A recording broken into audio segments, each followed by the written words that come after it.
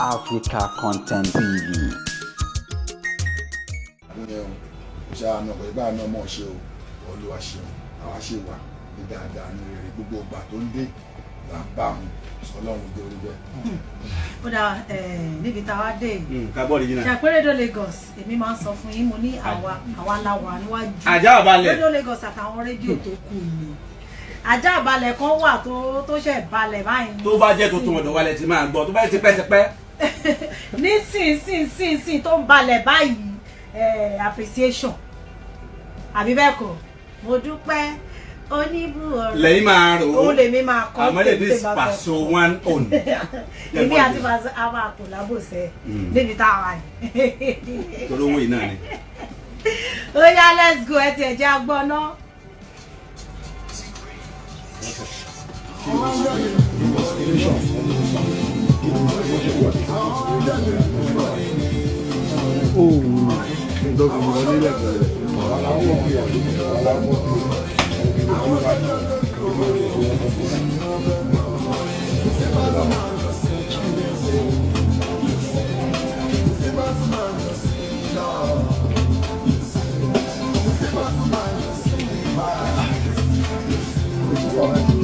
Alhaji àná iná mo ṣẹ́ o ẹ̀jọ̀ bá mi dé qdot.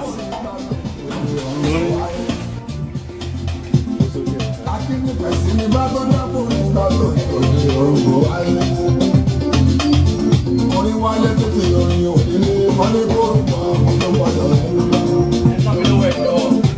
ṣórúkọ àbí òrùkọ níláwọ̀ àwọn ọlọ́mọ ló dé ìyá ọlọ́mọ ló wọlé o.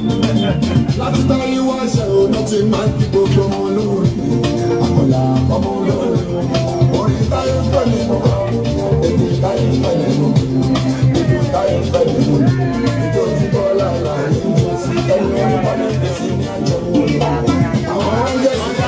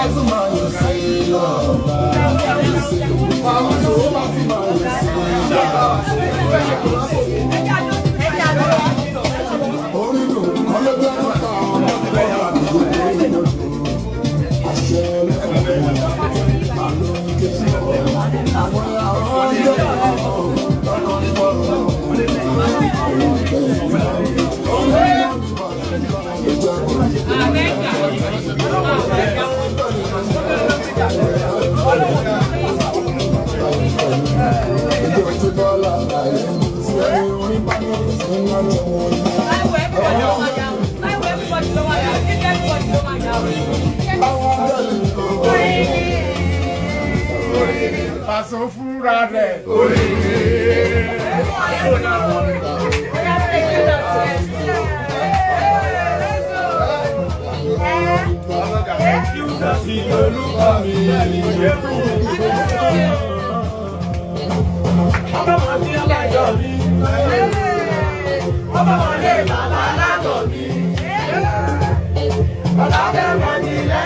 Like it.